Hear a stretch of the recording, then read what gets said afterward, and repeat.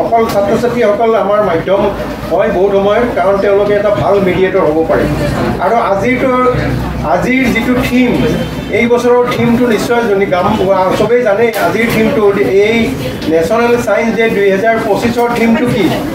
Empowering youth for science and innovation for global leadership.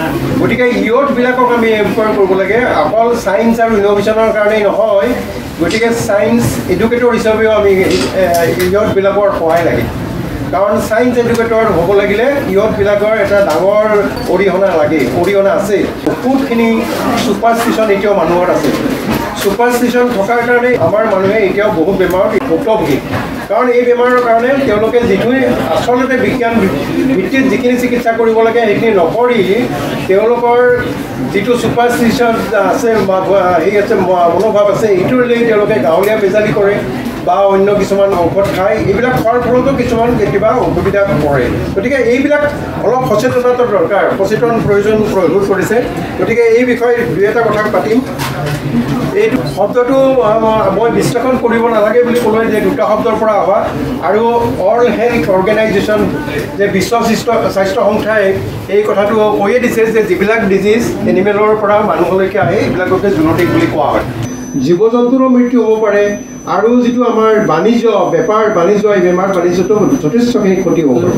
গতিকে as a whole যদি ইম্পেক্টটো চোৱা যায়, এটা জুন'টিক ডিজিজৰ ইম্পেক্টটো will be many fold higher. গতিকে বহুত হাজাৰ বিলিয়ন কোটি টকা মানে খৰচ হ'ব পাৰে যদি ভাবিব লগা যায়। যদি ভালকৈ আমি এনালাইচিছ কৰিব পৰাটো টান, কাৰণ কোনখন কাণ্ট্ৰিত কেনেকৈ ইম্পেক্ট পৰে, কোনখন আমাৰ ভাৰতবৰ্ষতো যথেষ্টখিনি ইম্পেক্ট হৈছিল। কৰোণা ভাইৰাছৰ সময়ত দেখিছে যে বহুত মানুহৰ চাকৰি নোহোৱা হৈ গ'ল, কাৰণ ইণ্ডাষ্ট্ৰীৰ ইনকাম নোহোৱা হৈছে, ইণ্ডাষ্ট্ৰীবিলাক বন্ধ হৈ গ'ল। ইণ্ডাষ্ট্ৰীৰ ফলত বহুত মানুহৰ চাকৰি নোহোৱা হৈ গ'ল।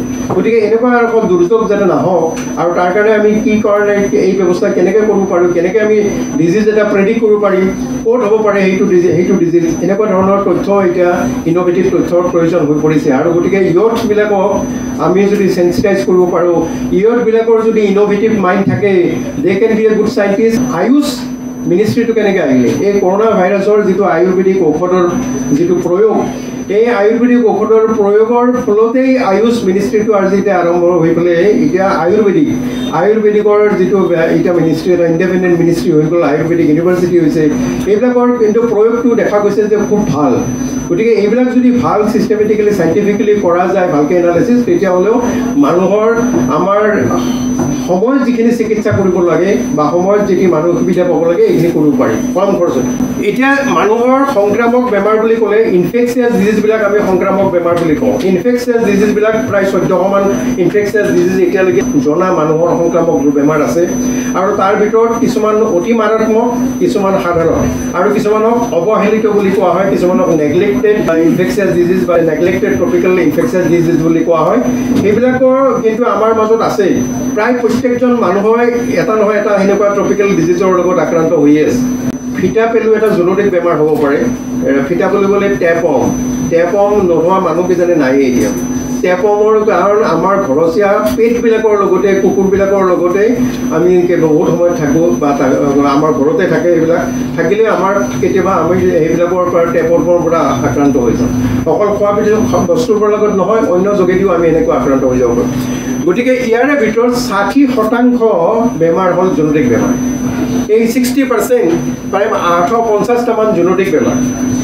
জুন'টিক বেমাৰবিলাক মই কৈছোঁ যে কেনেকৈ আহে, ৱাইল্ড লাইফৰ পৰাও আহিব পাৰে, ৱাইল্ড লাইফবিলাকৰ পৰা ডাইৰেক্টলি মানুহলৈকে প্ৰত্যক্ষভাৱে আহিব পাৰে, আৰু নহ'লে ৱাইল্ড লাইফৰ পৰা আহিব পাৰে আমাৰ ঘৰচীয়া জন্তুবিলাকলৈকে, আৰু ঘৰচীয়া জন্তুবিলাকৰ পৰা আমাৰ মানুহলৈকে এইটো বেমাৰটো আহিব পাৰে। গতিকে এইটো বেমাৰবিলাক একেদিনাই অহা বস্তু নহয়, এতিয়া সময় লাগে।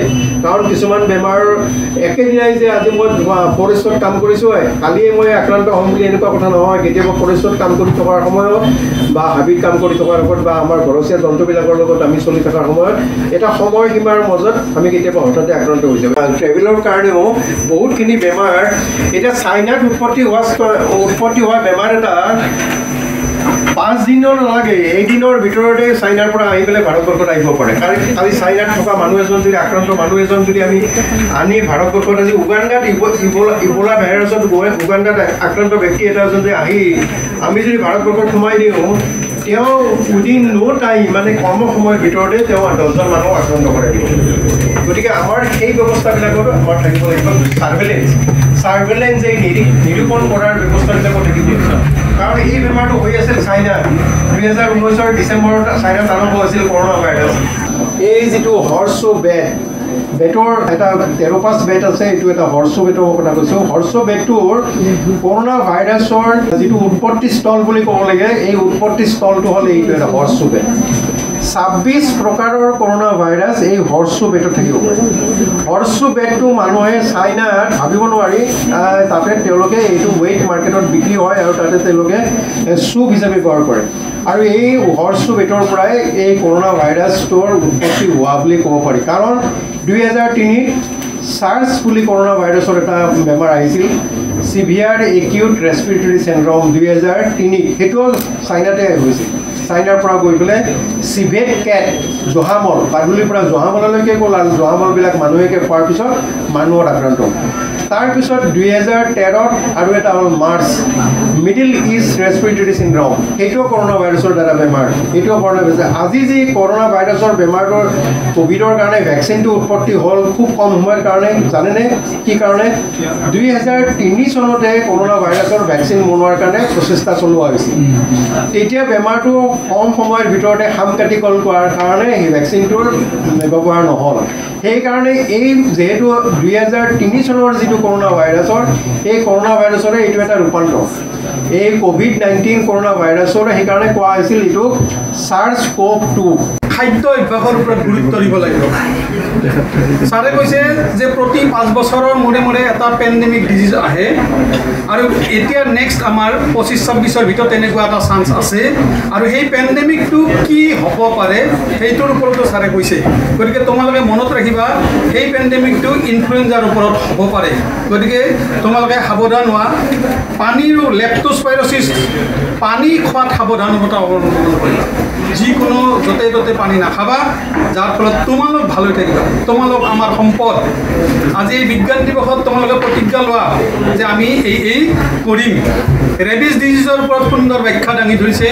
আমাৰ মহাবিদ্যালয়ৰ ভিতৰতো তেনেকুৱা বেমাৰ হোৱা নহয়, আমাৰ বহুকেইটা এনিমেল আছে।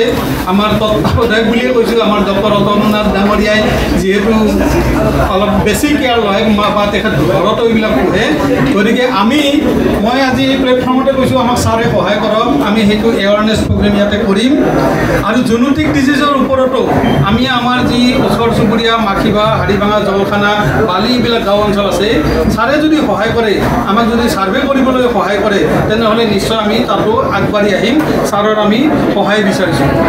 সদৌ শেষত তোমালোকে মনত ৰাখিবা, ছাৰে শেষত যিটো কনচেপ্ট দিছে ওৱান হেল্থ, সেইটোৱে আটাইতকৈ ডাঙৰ পইণ্ট। আজি ৰাষ্ট্ৰীয় বিজ্ঞান দিৱস।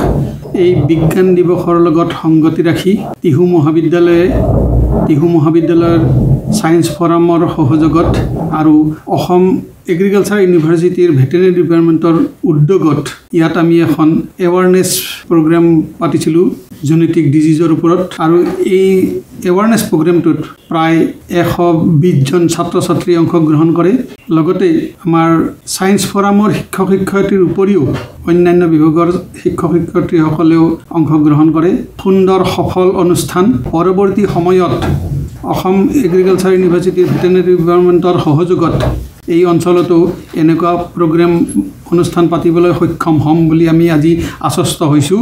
এই হিচাপতে অধ্যাপক বিশিষ্ট বিজ্ঞানী ডক্টৰ দিলীপ কুমাৰ শৰ্মা ছাৰক আমি টিহু মহাবিদ্যালয়ৰ তৰফৰ পৰা ধন্যবাদ জনাইছোঁ। আজিৰ এই যি এৱাৰনেছ প্ৰগ্ৰেম, এই এৱাৰনেছ প্ৰগ্ৰেমত তেখেতে সমল ব্যক্তি আছিল। ধন্যবাদ।